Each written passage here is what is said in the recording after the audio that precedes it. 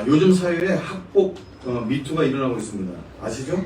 그래서 사람들이 유명해지자 예전에는 몰랐는데 청소년 시절에 과거에 폭력을 휘둘렀던 것에 대한 폭로가 일어나면서 잘 나가던 사람이 막 하차하는 일이 있습니다. 이것이 스포츠계, 음악계, 연예계에 계속 일어나고 있습니다.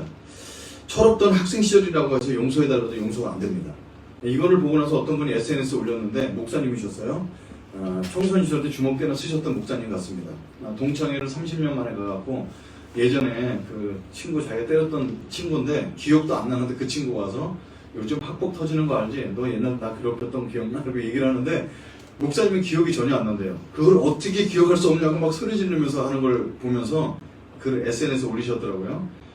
자기는 때린 거 기억이 안 나지만 맞았던 친구들은 아주 생생히 30년 지난 다음에 기억한다 이런 겁니다. 기독교 안에서 일어나는 불가사의적 죄의 폭로도 있습니다. 얼마 전 작년에 타계하셨는데 기독교에 큰 별이 있으셨어요. 제가 이름은 호명하지 않겠습니다만 그분의 책을 가지고 CEO도 공부했고 우리 청년들도 공부했었습니다. 야, 이거 우리 롤모델이다 이런 분이셨습니다. 그분이 돌아가셨을 때 많은 사람들이 애도의 댓글을 달고 저도 달았어요. 부부가 맨 마지막에 이렇게 찍었던 그 암투병 하셨던 마지막 사진을 올려놨기 때문에 참 안타깝다 생각했습니다. 장례식이 끝나고 숨겨졌던 일들이 터져났습니다. 제자들 중에 성폭력과 성추행을 당했다는 사람들이 계속 나오고 있는 것입니다. 이것을 진상조사하기 위해 사람들을 투입했는데 지난 6개월 결과 통해 그게 사실이었음이 밝혀졌습니다. 그분의 글과 말과 삶을 보는데 전혀 매치가 안 되는 거예요. 우리나라도 여러 번 오셨거든요. 저랑 CEO들이랑 같이 가서 그 강연도 참석도 했습니다. 그분의 말과 삶을 보는데 전혀 그럴 분이 아니셨습니다. 오늘 본문은 어쩌면 시편 51편은 전혀 그러리라고 상상하지 못한 하나님과 마음이 합한 다윗 왕의 타락과 관련된 이야기입니다. 너무나 유명한 이야기입니다. 아무리 앞뒤를 가려봐도 그가 찬양하고 노래했던 시를 봐도 결코 그럴 사람이 아닙니다. 이해가 안 됩니다. 그러나 그는 남의 아내를 탐했고 그의 남편을 죽게 했던 사람이었습니다. 배경은 우리가 알고 있는 대로 이렇습니다. 사울 왕에게 쫓기던 시절이 지나고 통일 왕국을 이뤘습니다. 그리고 왕궁에 앉아서 출전을 하지 않아도 전쟁에 나가지 않을 정도의 나이와 그 정도의 나라의 권력이 세워졌을 때였습니다.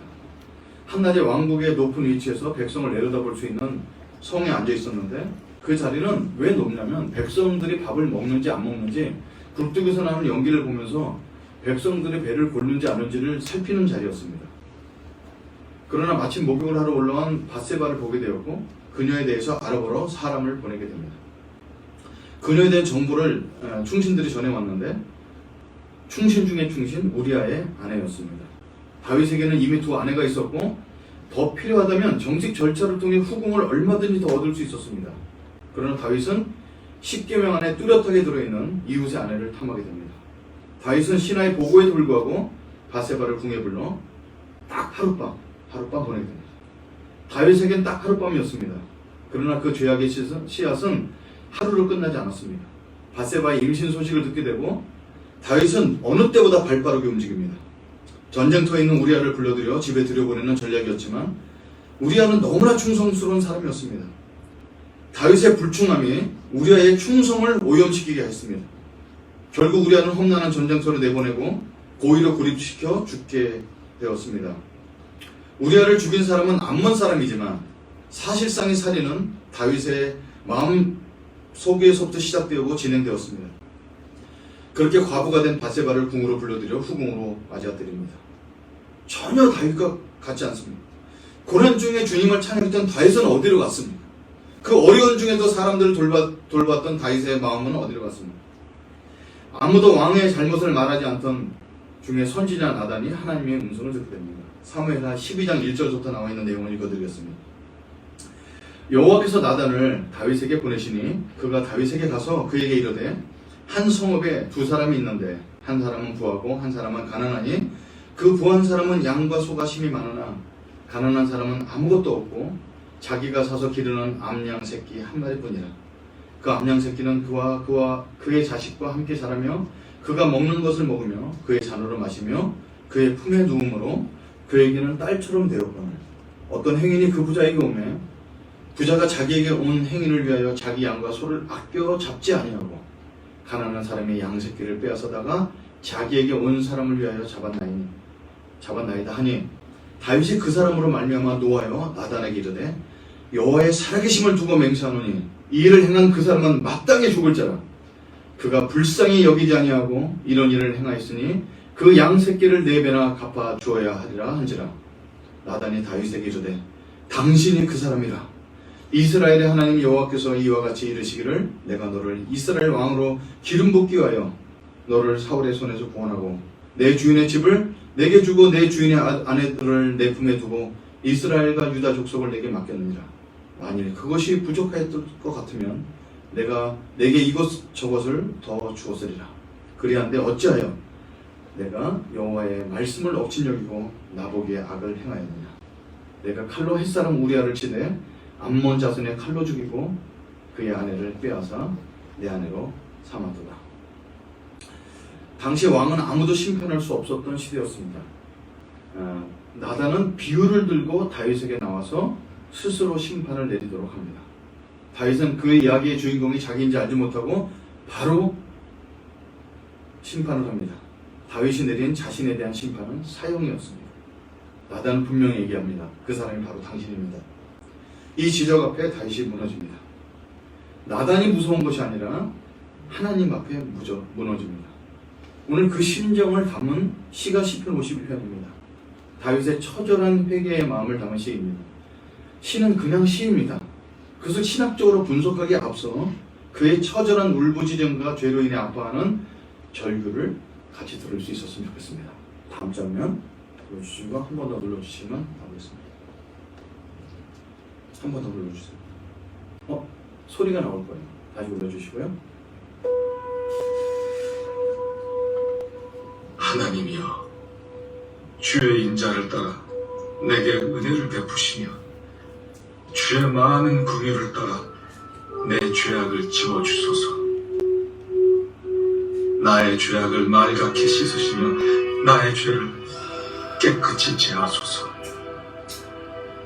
무릇 나는 내 죄과를 아오니 내 죄가 항상 내 앞에 있나이다. 내가 주께만 범죄하여 주의 목전에 악을 행하였사오니 주께서 말씀하실 때 의로우시다 하고 주께서 심판하실 때 순전하시다 하리이다. 내가 죄악 중에서 출생하였으며 어머니가 죄 중에서 나를 잉태하였나이다. 보소서, 주께서는 중심이 진실함을 원하시오니 내게 지혜를 은밀히 가르치시리이다. 우슬처럼 나를 정령하게 하소서. 내가 정하리이다. 나의 죄를 씻어주소서. 내가 눈보다 희리이다. 내게 즐겁고 기쁜 소리를 들려주시사 주께서 꺾으신 뼈들도 즐거워하게 하소서. 주의 얼굴을 내 죄에서 돌이키시고 내 모든 죄악을 지워주소서. 하나님이여, 내 속에 정한 마음을 창조하시고 내 안에 정직한 영을 새롭게 하소서. 나를 주 앞에서 쫓아내지 마시며 주의 성령을 내게서 거두지 마소서. 주의 구원의 즐거움을 내게 회복시켜 주시고 자원하는 심령을 주사 나를 붙드소서. 그리하면 내가 범죄자에게 주의 도를 가르치리니 죄인들이 주께 돌아오리이다. 하나님이여, 나의 구원의 하나님이여, 피 흘린 죄에서 나를 건지소서. 내 혀가 주의 의를 높이 노래하리이다. 주여, 내 입술을 열어주소서. 내 입이 주를 찬송하여 전파하리이다. 주께서는 제사를 기뻐하지 아니하시나니 그렇지 아니하면 내가 드렸을 것이다. 주는 번제를 기뻐하지 아니하시나이다. 하나님께서 구하시는 제사는 상한 신령이라. 하나님이여, 상하고 통회하는 마음을 주께서 멸시하지 아니하시리이다. 주의 은택으로 시온의 선을 행하시고 예루살렘 성을 쌓으소서. 그때 주께서 의로운 제사와 번제와 온전한 번제를 기뻐하시리니 그때 그들이 수소를 주의 제단에 드리리이다. 시편 51편 1절부터 19절까지 전문이었습니다. 다윗은 최우선으로 주님의 은혜와 긍휼을 통한 용서를 구합니다. 죄에 대한 하나님의 절대 주권과 주의 용서를 간구합니다. 자신의 출생조차 인간의 죄성이 있었음을 고백합니다. 정한 마음이 생기고 구원의 즐거움을 회복하며 지금의 고통스러움을 토로합니다. 자신의 상한 마음을 통해합니다. 시를 읽고 묵상하다 보면 이렇게 괴로울 줄 알았다면 죄를 짓지 않았을 텐데 지금 그는 후회하고 아파하고 마음을 찢고 있습니다. 하나님은 이러한 상황에서 어떤 종교적 제의를 바라는 것이 아니라 죄로 인한 상한 마음, 찢어지며 아파하는 마음으로 주님께 나가는 것을 원하심을 알 수 있습니다. 오늘 이 시를 우리가 마음으로 느꼈지만 여기서 몇 가지 생각과 교훈을 좀 나누고자 합니다. 저한테 시편 51편의 첫 번째 의문이 들었던 것은 뭐냐면 4절의 표현이었습니다. 왜 다윗은 자신이 하나님께만 범죄하였다고 말했을까? 사람에게 범죄하지 않았나요? 사람에게도 범죄했죠. 근데 하나님께만 범죄했다고. 그래서 이게 번역이 잘못됐을까 하고 원어도 찾아봤더니 아주 직역하자면 against you, you only, I have sinned. 분명히 이렇게 번역이 되어 있어요. 잘못된 번역도 아니었습니다. 하나님께만 죄를 고백하고 자신이 잘못한 사람에게 사과가 필요 없다는 얘기일까요? 전혀 그렇지 않습니다. 일단 상식적이지도 않습니다. 사람에게 큰 피해를 주고 하나님께 회개하는 것은 하렴치 않은 행동이죠. 얼마 전 우리가 읽었던 내용이도 보상에 관한 문제가 얼마나 자세한지 모릅니다. 어떻게 보상해야 되는지 다 읽어보면 하나님 사랑과 하나님께 범죄를 한 것과 이웃에게 보상하는 것은 아주 짝으로 이루어지는 걸 볼 수 있습니다. 하나님을 향한 태도는 반드시 이웃을 향한 태도와 연결되어야 바른 신앙입니다. 그런데 어째서 다윗은 You only, I have sinned, 나는 당신께만 범죄했습니다 라고 했을까요? 우리의 죄는 먼저 하나님을 떠나기 때문에 생기는 죄이기 때문에 그렇습니다. 아담과 하와는 첫 범죄에 하나님을 떠나는 첫걸음이었습니다. 하나님 말보다 다른 사람의 말을, 다른 존재의 말을 귀담아 들으면서 시작된 죽음의 길을 걷기 시작했습니다. 하나님이 계신데 하나님이 안 계신 것처럼 행동하는 것이 그의 죄의 첫걸음이었습니다. 가인이 아벨을 죽였습니다. 하나님께서 가인에게 내 동생이 어디 있냐 물었는데 가인은 뭐라고 대답하냐면 하나님은 전혀 모르시는 것처럼 내가 동생을 지키는 자인지까? 하나님이 안 계신 것처럼 행동했습니다.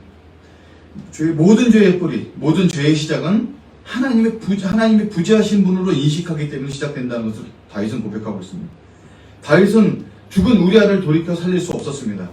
그를 향한 유일한 보상은 생명은 생명밖에 갚을 수가 없죠. 그렇다고 자기 생명을 드리는 자살을 할 수도 없었습니다. 어떤 보상으로도 대신할 수 없는 다윗의 생명의 주관자이신 하나님께 자신의 죄의 뿌리를 고백하고 있습니다. 여러분, 보상으로 죄값을 고백할 수 있는 것은 훨씬 더 쉬워요. 이건 내가 얼마 벌금 내고 끝나는 것이면 훨씬 쉽습니다. 근데 보상할 수 없는 죄는 굉장히 무겁습니다. 여러분, 제가 알고 있는 것처럼 저는 대학교 1학년 때 죄에 대한 강력한 자각을 받았습니다. 하나님을 알지도 못했던 사람이었지만 하나님께서 은혜를 베푸셔서 여론순에 참석돼 믿음을 갖게 됐는데 믿음이 하는 가장 강력한 작용은 죄를 깨닫게 하는 것이었습니다. 거룩하신 하나님 앞에 감히 설 수 없는 내 자신을 보고 눈을 열어서 보게 하셨습니다. 이것을 죄에 대한 자각이라고 합니다. 믿음이 우리에게 돌아왔을 때 가장 강력하게 가장 첫 번째로 하는 것이 죄에 대한 자각입니다. 제가 저지른 죄 중에 가장 제 양심을 힘들게 한 죄는 돌이킬 수 없고 보상도 할 수 없는 죄였습니다.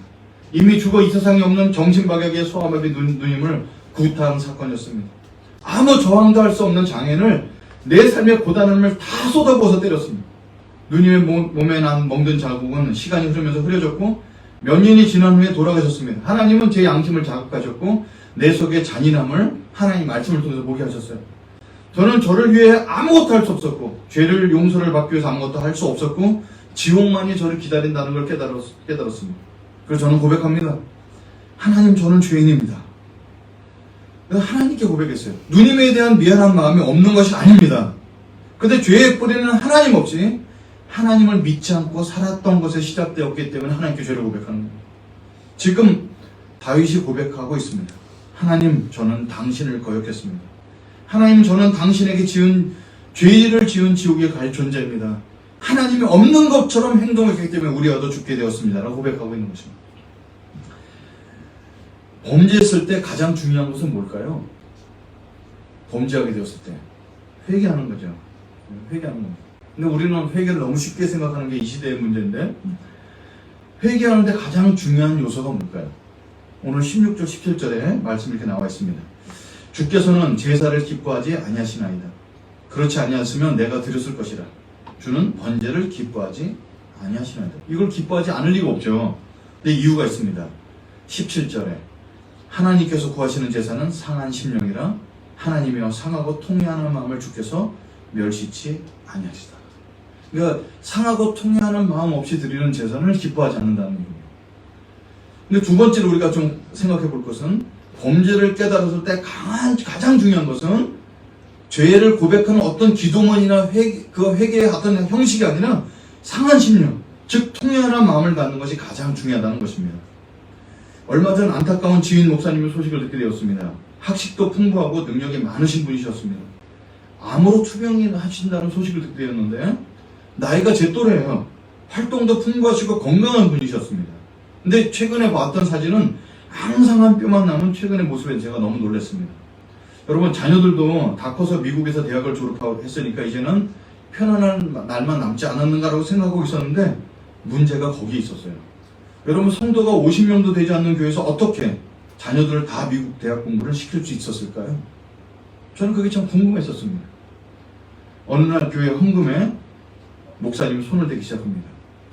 자녀 교육을 위해서 돈이 없으니까 간절한 마음에 헌금 바구니에서 돈을 꺼내기 시작했습니다. 처음에는 죄책감에 시달렸습니다. 그러나 두 번, 세 번 계속되면서 아예 계획적으로 헌금을 빼내기 시작했습니다. 교회는 계속적으로 적은 돈을 시달리는 것을 반복하고, 시간을 그렇게 버텨서 흘러서 아이들은 미국에서 대학을 졸업하지만 결국 그 눌리는 양심에 결국 암센터에서 입원하는 결과를 맞았습니다. 우리 놀랄 수 있습니다. 어떻게 성도들이 내는 헌금을 목사가 빼돌리지? 어떻게 그러면서 설교하고 사람들을 가르칠 수 있지? 이게 굉장히 놀라운 우리한테 갖고 있는 의문이죠. 누구나 처음에는 찔립니다. 처음에 죄 지을 때는 떨립니다. 그런데 반복되고 반복되면 아무런 감흥이 없습니다. 이것이 죄가 우리를 잡아먹는 증거입니다. 저도 예전엔 말씀 한 절이 주는 감동과 떨림이 있었습니다. 오늘 주신 말씀이 아파하고 저보다 연약하고 어려운 사람 보면 주머니를 탈탈 털어서 흘려버리는 그런 살얼음은 겉듯한 그런 삶을 살 때가 있었습니다.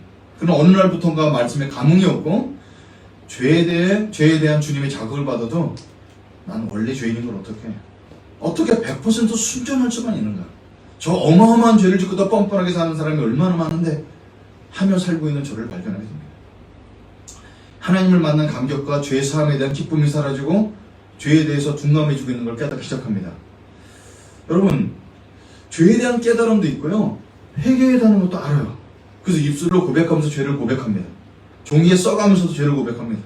근데 여전히 반복하며 살아가면 너무 냉랭한 제 자신을 발견하게 됩니다. 첫사랑을 회복해야 되는 거 아는데 첫사랑 회복이 안 됩니다.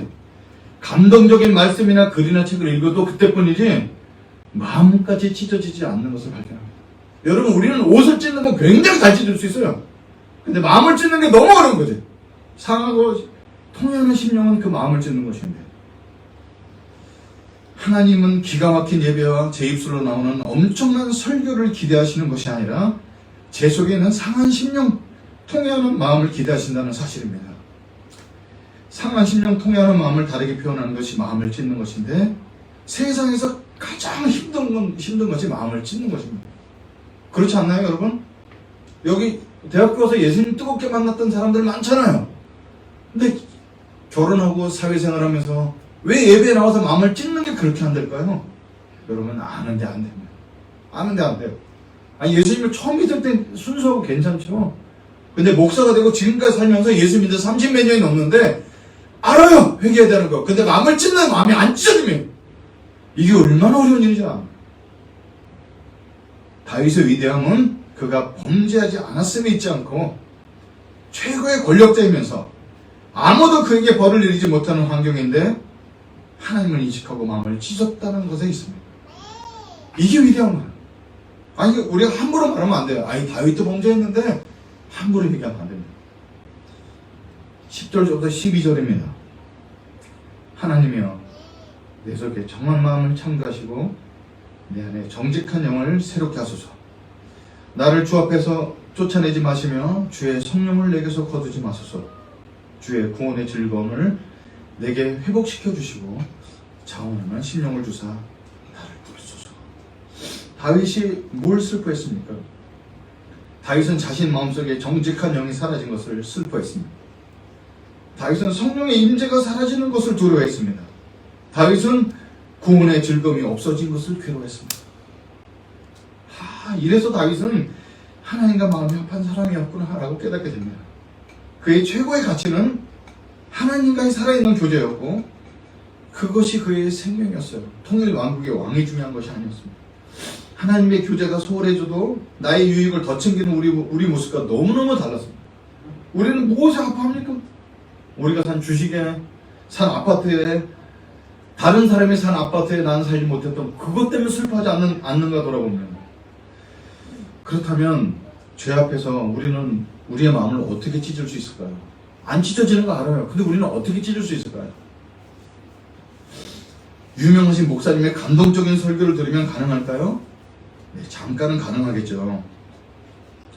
성경 통독을 하면 가능할까요? 네, 조금은 도움은 될 수가 있습니다.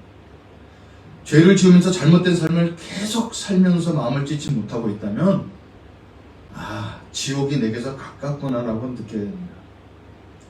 구원의 즐거움도 없이 성령의 임재도 없이 정직하지 못한 채 그냥 살아가는 삶 자체가 지옥입니다. 여기서 내가 지옥과 가깝다는 걸 깨닫지 못하면 주님 앞에 돌아갈 수가 없습니다. 삶의 조정이 필요합니다. 하나님의 교제가 회복될 수 있는 삶으로 바꿔야 된다는 사실입니다. 여러분, 이것은 목사가 가장 쉬워요. 왜?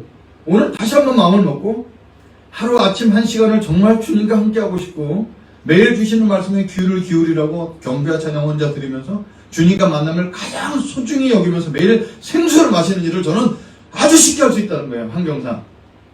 제 아내가 가장 좋아하는 건 아침에 일어나서 저랑 같이 말씀 보고 묵상하고 기도하는 시간이에요. 근데 같이 해보니까 제가 깊이 못 들어가겠어 그것을 뿌리치면 혼자 합니다. 왜? 이때는 부부가 같이 나가는 것도 너무 중요하지만 내가 너무나 죽겠으니까 나갑니다. 근데 여러분, 목사는 가장 쉬워요. 근데 직장인이나 육아를 하는 엄마는 이렇게 1시간씩 주니까 보내고 싶지 않습니다. 그렇다면 방법을 찾아야 돼요. 여러분, 저는 목사로서 여러분을 어쨌든 주님과 생명력 있는 관계로 끌어올리도록 계속 촉구하고 말씀을 증거하고 그런 삶의 모델이 되는 게 저희 목적이고 저의 역할이지만 결국은 하나님 앞에 내 삶은 내가 책임져야 되기 때문에 방법을 찾아야 됩니다. 핸드폰을 붙들고 사는 그 시간을 바꿔야 합니다. 지옥에 갖고 가는 그 삶을 하나님 은혜의 자리로 바꿔야 됩니다. 첫사랑으로 주님 한 분만으로 만족하려는 그 영점의 자리로 돌이켜야 합니다. 다윗은 하나님과 교제가 끊어지니까 잘 나가던 예루살렘 성이 다 무너졌다고 고백했어요. 그래서 하나님 예루살렘을 다시 세워달라고. 이미 아주 멀쩡하고 있는 예루살렘 성이 다 무너진 것을 느꼈습니다. 잘 나가는 나의 커리어보다 끊어진 하나님의 교제가 훨씬 더 소중했기 때문에 그렇습니다. 우리는 종교 활동이 아닌 마음을 찢어야 하는 존재입니다. 저렇게 발버둥 치며 사는 거, 저렇게 꼭 율법 아니야? 아닙니다. 종교 행위를 말씀드리는 것이 아니라 우리의 생명과 관계된 것을 말씀드리는 것입니다. 첫사랑이 그냥 됩니까, 여러분? 여러분, 여기 신혼부부도 있고 결혼생활 20년 넘게 하신 분도 있지만 제가 아내를 첫사랑을 돌이키려면 옛날 사진도 보고 내가 잘못했던 거 돌아보고 애틋하게 부엌에서 혼자 일하는 모습을 보고 애틋한 마음도 새롭게 일어나야 첫사랑이 일어납니다. 우리 감성이라는 그런 거예요. 하나님 앞에 그냥 앉아서 프로그램 따라고 예배드리면 저절로 첫사랑이 회복되지 않습니다. 돌이켜야 하지 않습니다. 이랑 미쁘시고 변하지 않는 하나님께 회복으로 돌아가야 우리는 살 수 있는 존재인 걸 깨닫는 여러분과 제가 되기를 간절히 소원합니다. 네.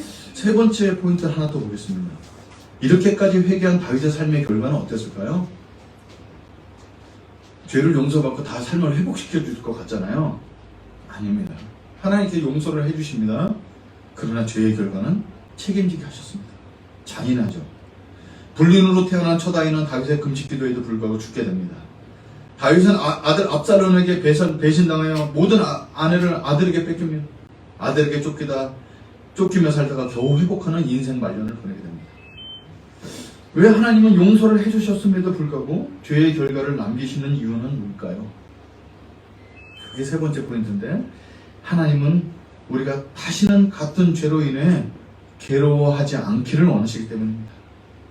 뼈저리게 그 아픔을 느낀 다윗의 삶은 오직 하나님을 위한 삶으로 영생을 누리며 살게 됩니다.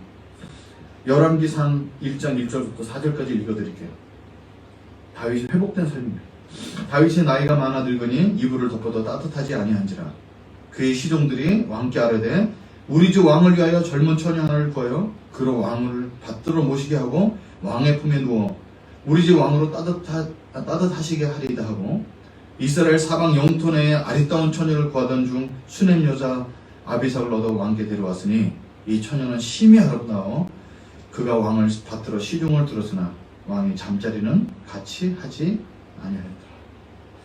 다윗은 다시 같은 일을 범하지 않았습니다. 오늘 말씀의 결론을 맺겠습니다. 우리 하나님을 향한 가장 놀라운 기대는 무엇일까요?